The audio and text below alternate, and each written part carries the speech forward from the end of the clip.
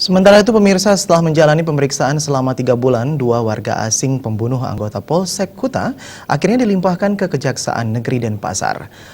Kapolresta Denpasar mengaku pemeriksaan keduanya berjalan cukup lama.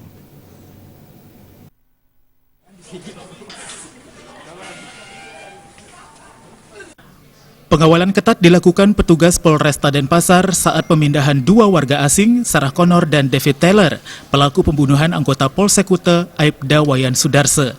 Keduanya diangkut menggunakan 2 mobil rantis terpisah. Pemeriksaan warga Australia dan warga Inggris ini berjalan cukup lama.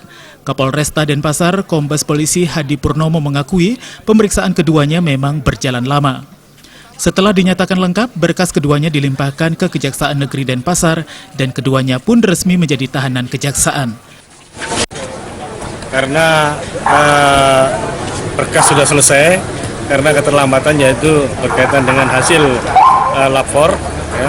Lapor memang dalam keadaan lama, apalagi mengecek masalah DNA darahnya. Ya. Jadi semuanya sudah dianggap lengkap, sehingga jaksa menyatakan bahwa kasus tersebut sudah P21. Seperti diberitakan sebelumnya, kedua tersangka diduga melakukan penganiayaan hingga mengakibatkan kematian terhadap korban yang merupakan anggota Lantas Polsek Kuta.